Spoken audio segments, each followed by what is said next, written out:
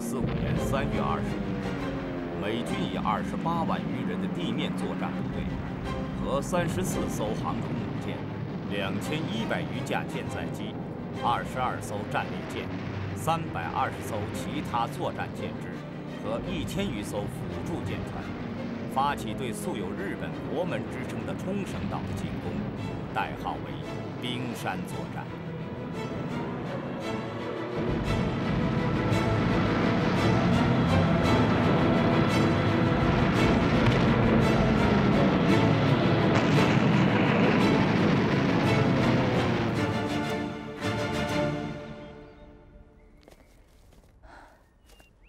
梅津先生，我觉得您好像不太高兴。我从来不约人出来喝茶，尤其是女人。今天我破例了，知道为什么吗？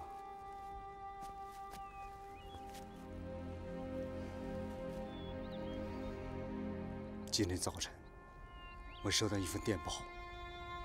电报上说，我弟弟昨天夜间出去执行任务，没能回来，而且恐怕是再也回不来了。他是航空母舰上的飞行员，是神风特工队员，今年才21岁。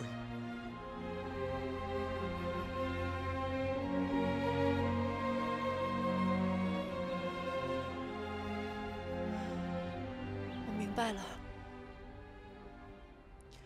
维金先生，请您不要太难过了。我的家在东北松花江上，那里有森林和煤矿，还有那。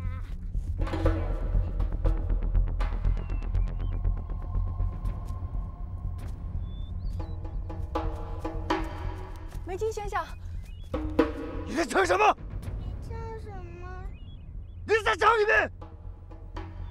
唱！梅津先生，他还是个孩子，请您不要为难他。你知道他在唱什么吗？可他毕竟还这么小啊！你不要搞我！唱！我的家在东北松花江上。唱！那里有森林和煤矿，还有那漫山遍野的大陆和高原。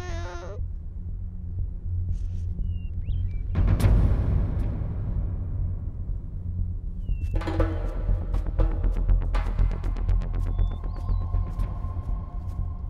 了，不哭了啊！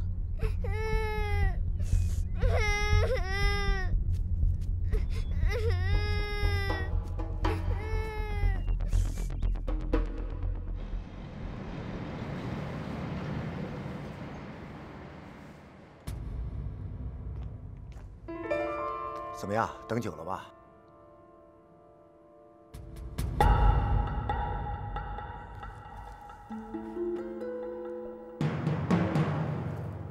别动！把枪放在地下。醒醒吧！快！你以为你的计划会成功吗？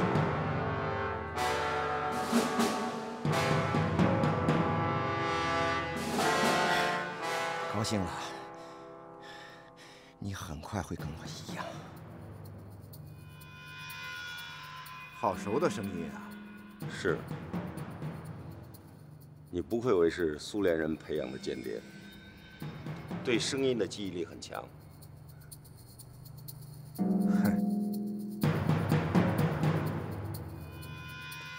中泽洋造。对。没想到你还活着。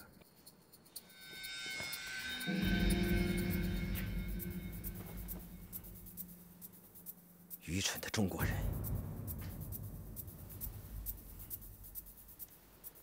我告诉你，在刑场上死的应该是你，我做了替死鬼。我告诉你，你完全低估了我们日本人。当初山田将军制造的那期假枪毙，就是为了今天挖出你这只鼹鼠。能告诉我你是什么时候对我产生怀疑的？好，可以。我告诉你，就是在你战胜黑木兹的那一刻起，一个从来没有到过中国的人，怎么会使用中国功夫呢？所以我开始怀疑你，跟踪你，监听你的电话。原来你是一个地道的中国人，是打入我们关东军内部的苏军间谍。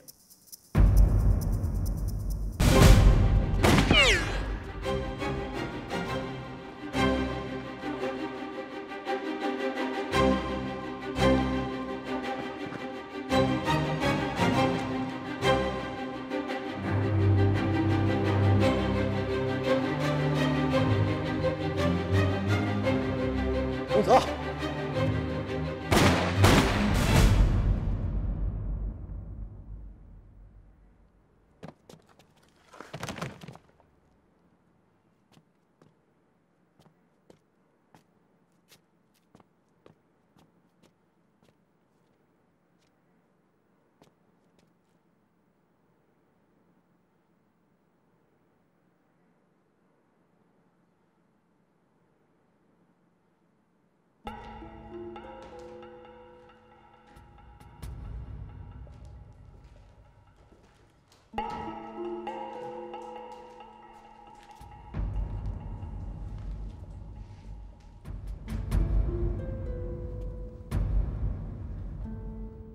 司令长官，中泽大佐的死确实有点冤，是否对他的死进行彻底调查？他本来就是一个死人，这件事情到此为止，不要再和任何人提起。嗨。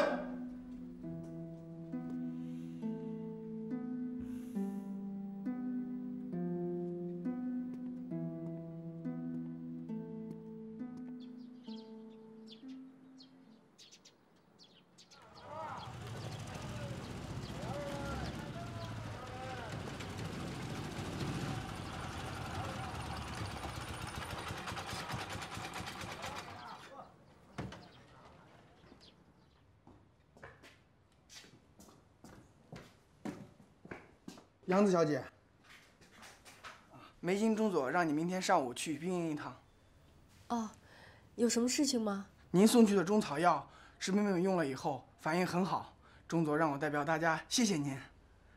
明天是日本的传统节日——勤劳感恩节，中佐让我邀请您明天和我们一起欢度节日。谢谢你们的邀请，请您转告梅津先生，明天中午我一定准时到达。好的。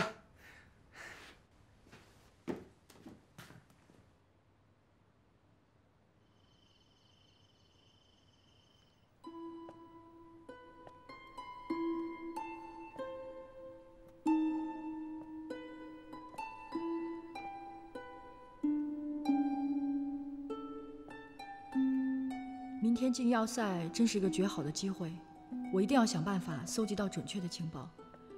可是，用什么办法呢？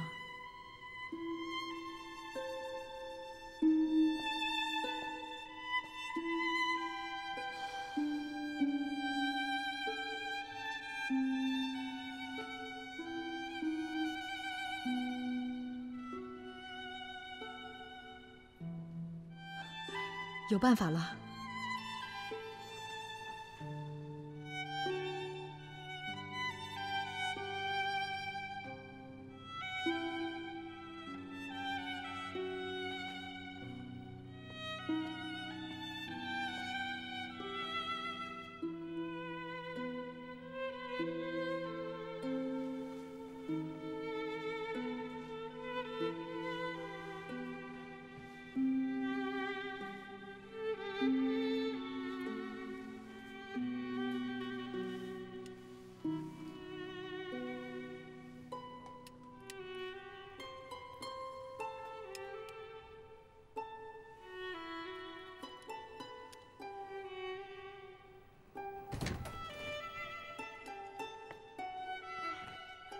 政委，周月，你干什么呢？政委，您来的正好，我有工作向您汇报。看来我已经取得了他们的信任，他们邀请我参加明天他们传统节日的庆祝会。我想这是一个获得情报绝好的机会，所以我就答应了。你有什么好想法？谈谈吧。刚才我想利用这辆自行车，把这个微型相机放在车灯里。这个手刹就是控制快门的开关。如果我想拍照，我就轻轻捏一下手刹，不会被别人发现，还能拍到自己想拍的照片。政委，您觉得我这个想法可以吗？你这个想法太高明了，你是越来越聪明了。不过，深入敌穴，危险重重，你要百倍小心啊！不但要拿到情报，还要保护好自己，知道吗？您放心，我一定小心，收集到最准确的情报。来，我给你搭把手。好。来，先把这个卸下来。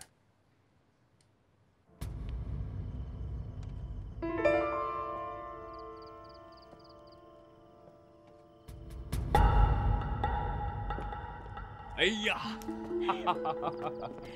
肖叔叔好！欢迎欢迎，凯莱小姐好。哎呀，我们有7年没见面了吧？8年了。8年了。来，让我好好看看。肖叔叔，你身体还好吗？好。哎，叔叔啊，我来介绍，这就是我常跟你说的凯兰小姐，这是我侄女笑笑。你好，凯兰姐姐，很高兴认识你。你好，笑笑。早就听爸爸说，肖叔叔家有个漂亮的格格，原来比我想象中的还漂亮啊！啊！哎呀，姐姐，你这么说真让我无地自容。都漂亮，都漂亮。走，上楼。对，咱们上楼。哦，陈妈，饭准备好了吧？准备好了，老爷。好，我吃饭。真是不容易啊！想不到这么多年，宫霞先生还没有忘记我。孩子，你远道而来，一定在这儿多住些日子。潇潇也需要你这么个姐姐。肖叔叔，我也想在这里多住一阵子。好啊。可是不行啊，我爸爸那边没人照顾，我不放心。宫霞先生的身体比我好多了，你有什么不放心的？在这儿休息休息，呼吸呼吸庄园的新鲜空气。一会儿让陈妈把房间给你收拾好。不用了，肖叔叔，我和潇潇住在一起就行。那怎么行啊？怎么能让这么大2个姑娘挤在一个房间里啊？你知道吗？我这个庄园里啊，能住下几10口子人呢。是吗？回头带姐姐在庄园里随便转转。好。凯兰姐姐，以前我们这个庄园呀，总是高朋满座的，躲都躲不开。现在啊，很少人来看我们了。偌大个庄园，冷冷清清的。哎，你知道吗？今天叔叔很高兴你来看他。我想象中的他正是这样，我只模模糊糊地记得他，时间太久了。是啊，那是好多年以前的事了吧？笑笑，你知道吗？我这次来新京，其实不是来看你叔叔的，而是找你。找我？院外篱笆上的牵牛花开了，盛开的不是牵牛花，而是紫竹兰。凯兰姐姐，潇潇，没想到吧？我怕出差错，必须立刻取得联系。同谁？你知道同谁？干嘛还要问？好吧，我会尽快通知爱宁的。不要说出他的名字。假如我落在日本宪兵司令部的手里，由于你的过错，他可能会被捕。可我相信你不会出卖他的。对谁都不要过分相信，因为酷刑之下，任何事情都可能发生。所以我们一定要谨慎，绝不多说一句话。有时候，一句话可能葬送一个人的生命，暴露整个地下组织。对不起。不用向我道歉，走吧。我也干过这类傻事，毕竟我们还不是久经沙场的老兵。凯兰姐姐，你以前来过新京吗？那是8年前的事情了。变化很大吧？我都已经认不出来了。叔叔的庄园特别大，等有时间我带你好好转转。好的呀，叔叔。叔叔。啊，你们2个，我看出来了，你们交上朋友了，对吗？我喜欢他。不过你要小心呐，凯兰小姐会抢走你的爱宁的。叔叔，老爷，外头来了些日本人。日本人？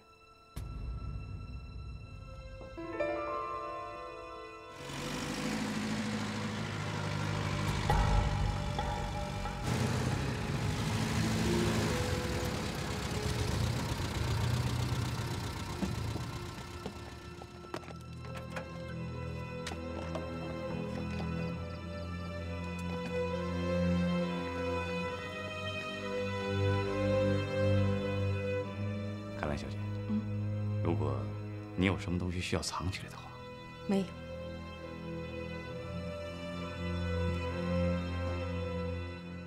去，把门打开，让客人进来。是的，老爷。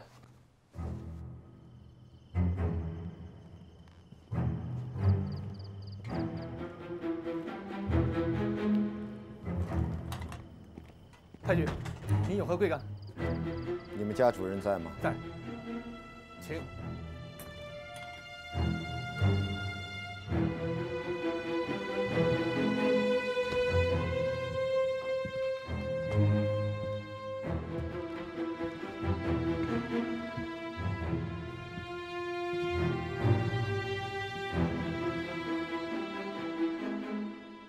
长官，有何贵干？我奉命驻扎在你的庄园。奉命驻扎在我的庄园，请问这是征用吗？那好吧，从现在开始，您就是这儿的主人了。可是我不明白，您为什么选中了我的房子呢？我有必要给你做解释吗？帮您选个房间，还是您自己选？我只希望少佐先生不要占用我的卧室，因为我在其他房间睡不好觉。你的这个要求我基本上可以答应，不过一定要在我选的房间里面安装一部电话。笑笑，哎，告诉陈妈，替少佐先生把阁楼上的房间收拾好。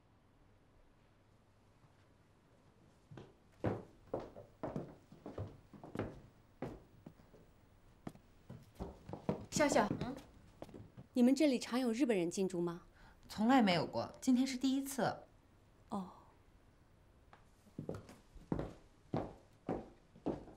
这里除了你，还有谁住？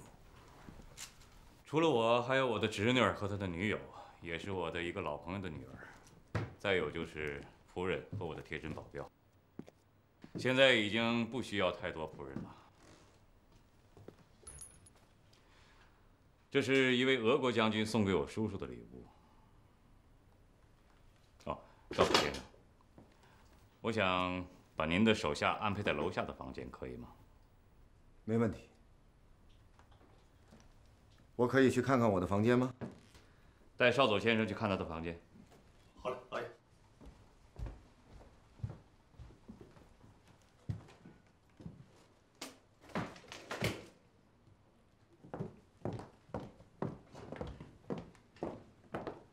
叔叔，那个日本军官到我们家来干什么呀？是啊，我也正在思考这个问题。他们到我们家来干什么呢？如果他们想把你撵出庄园的话，完全可以找别的借口啊。不，他们不是要把我撵出庄园。再说，也没这个必要。此人彬彬有礼，但他毕竟是个日本人。孩子们要当心。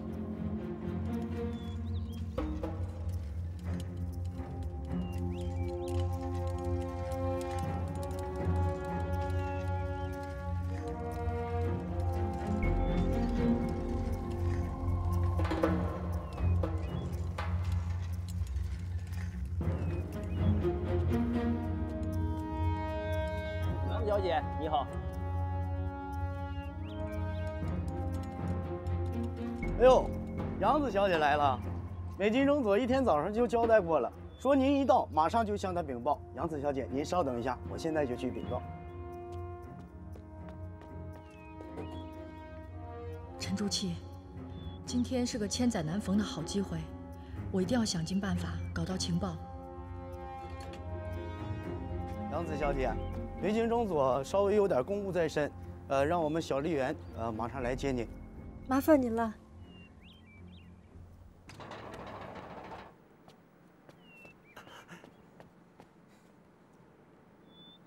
杨子小姐，见到您真是太高兴了。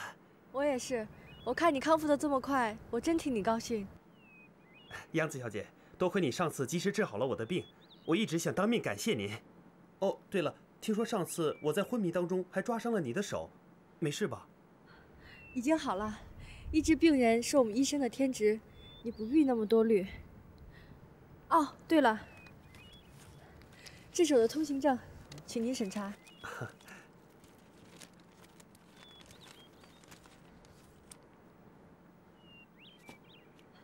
来吧，丽媛君。杨子小姐，您这是干什么？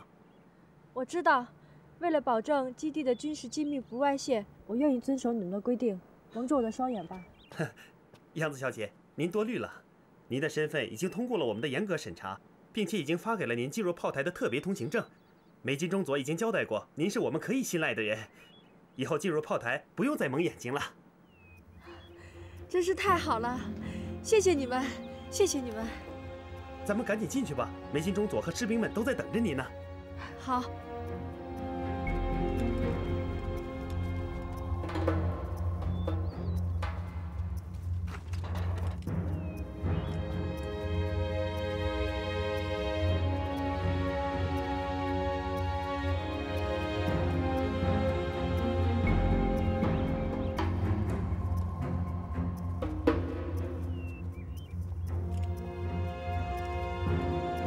开门。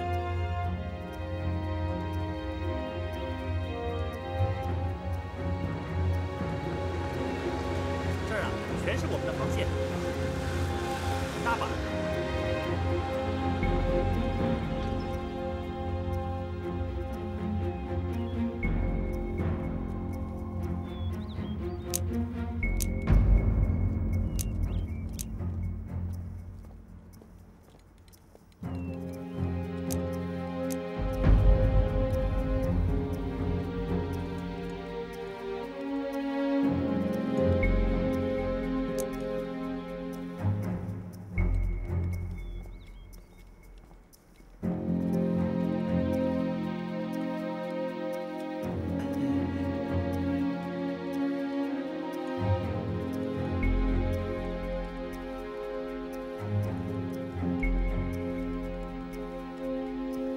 军，那个炮好大呀！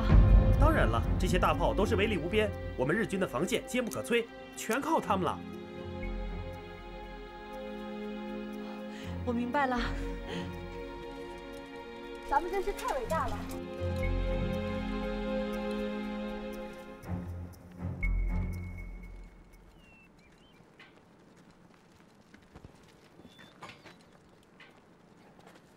梅金先生，杨子小姐，又见面了。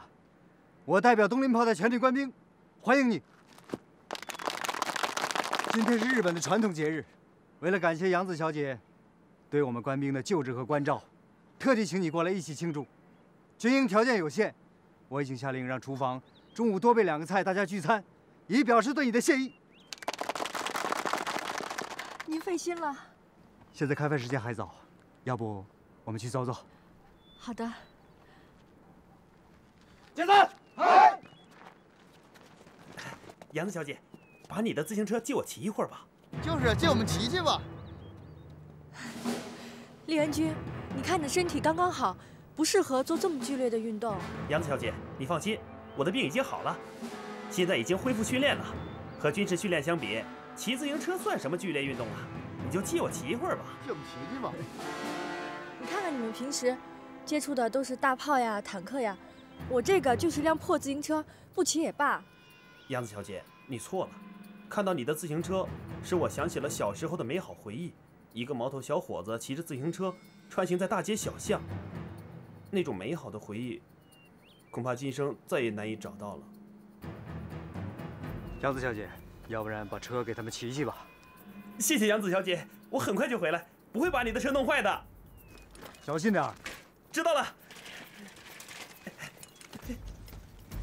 哎，小丽人，等我一会儿，快点儿！等我一会儿，我也骑一会儿。杨子小姐，我们也走走吧。啊，好。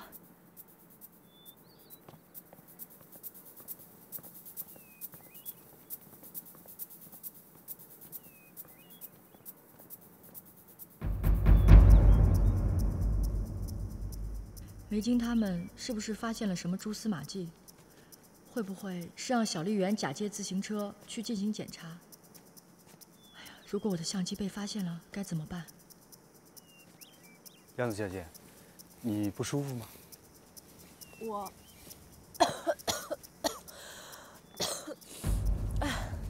可能是天气太寒冷了，有一些头晕。严重吗？要不要去医务室啊？啊，没关系的，过一会儿就好了。要不咱们还是回去吧。啊，好。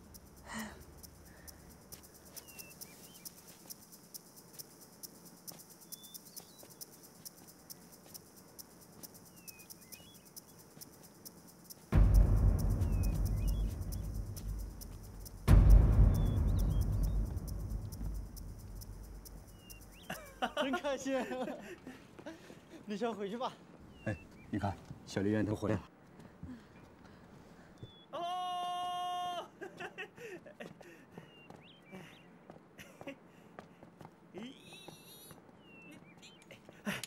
丽媛姐，杨子小姐，好久没骑车了，真是高兴啊！谢谢你。没关系，如果你以后还想骑，我再借给你。嗯，好啊。报告长官，伙房准备好了。杨子小姐，开饭了，走吧。好。小丽媛，哎，来，我来。嗯。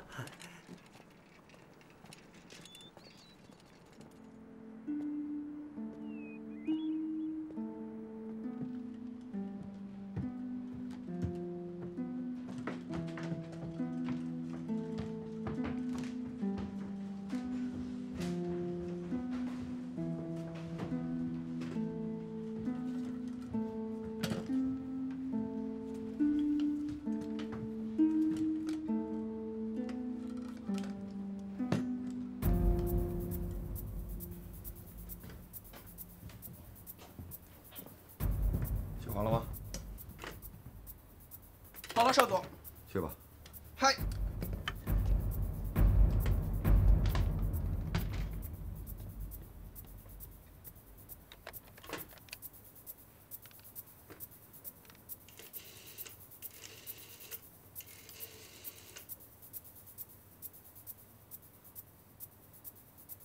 接情报局板垣将军的办公室。将军，我是高桥浩。高桥少佐，你那边情况怎么样？细雨刚刚开始，他们好像不太欢迎我。将军，您派的人什么时候到？该到的时候就到了，你别问那么多了。嗨。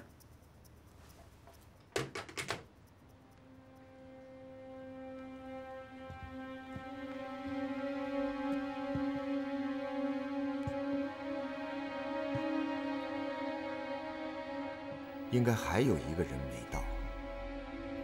肖汉生的那份资料对我们能否顺利的、彻底的破坏炮台至关重要，要不惜一切代价搞到手，盼望你成功的消息。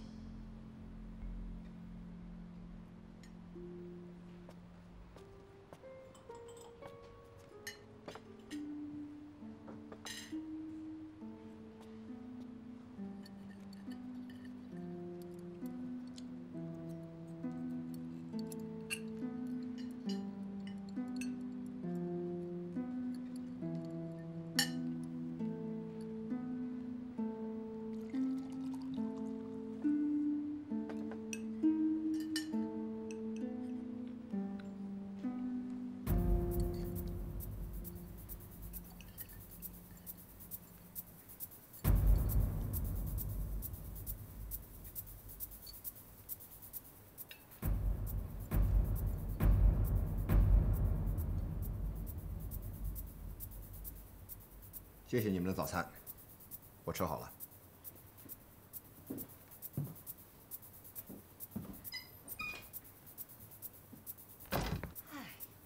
可算吃完了，这顿早餐吃的太别扭了。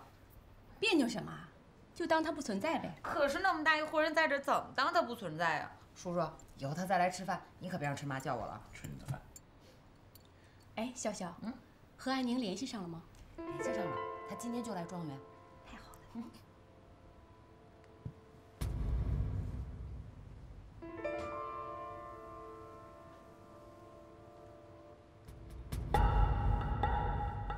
在这栋房子里，有一个人是日本间谍。他会和我联系吗？还记得那个肖汉生吗？怎么会不记得？他本来应该在东林要塞为我们解决炮台光学瞄准仪的问题，可是现在他却死了。人是已经死了，可是事情并没有完。什么事情？他的那项技术发明，我们只要得到那份资料，就能解决炮台的问题。可是他的专利技术发明已经随着他的死亡消失了。没有消失，在这份档案里有一份审讯记录。当年肖汉生把自己的女儿肖肖过继给他弟弟肖正文收养。如果我的推测没有错的话，那么那份资料现在应该还在肖正文的庄园里。我明白了，您是让我去搜查那个庄园。如果有必要的话，可以把整个庄园都拆了。可我不想那样，因为肖正文的叔叔与满洲政府中许多高官关系密切。那将军，您准备让我怎么做？你知道要找的东西什么样吗？一个扁平的盒子，全部资料都在里面，图纸、数据还有说明书，所有这一切5分钟就能烧毁。我需要的是资料，而不是一堆灰烬。如果那些资料已经被销毁了呢？有这种可能，但可能性很小。肖正文懂得它的珍贵，战后他可以向美国人卖个好价钱。我明白了。明白就好，以休假的名义住到他的庄园里面，别忘了带几个人，把他们分散到庄园附近。我可以走了吗？等等，这份档案拿回去研究一下，没有我的指示，不要采取任何行动，绝对不能引起肖正文的怀疑。时局成熟的时候，我将派一名密使与你联系，他将带去我的指示。将军，我怎么才能认出他们？他会主动去找你。记住，到庄园后不要让他们看出你在找什么。如果他们猜出你的意图，那份发明就会被毁掉的。我什么时候去庄园，将军？现在就去。好。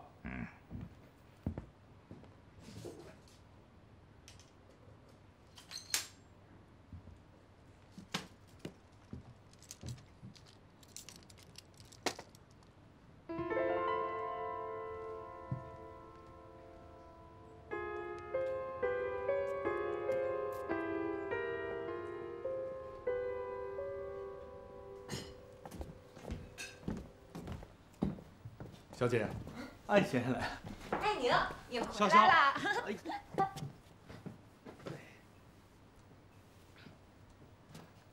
伯父，您好。好，吃过饭了吗？啊，我吃过了。叔叔，我吃饱了，走啊。去吧。这位是？啊，这位就是凯兰姐，凯兰姐，她就是艾宁。你好，艾宁。你好。快来。哎呀，让我看看你，怎么这么黑呀？怎么样，想我了吧？得到点晒。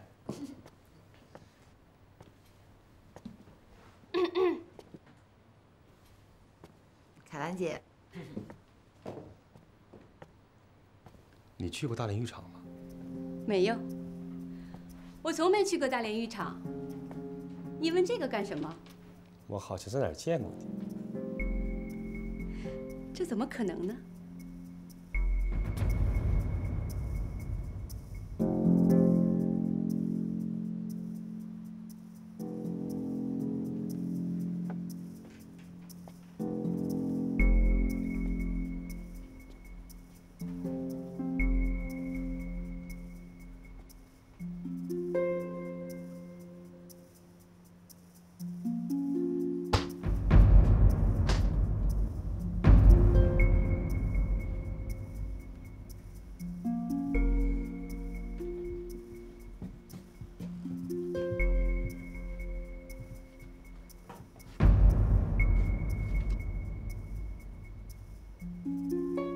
你干嘛呢？他们说这儿灯不亮了。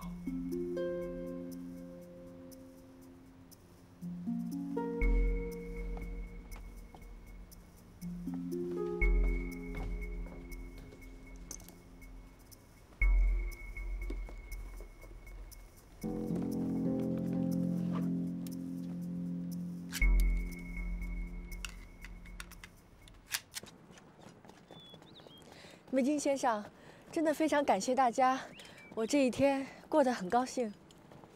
只是感谢大家，就不感谢我吗？啊，每次看见梅金先生，好像总是一脸严肃的样子，我都不知道该说什么好了。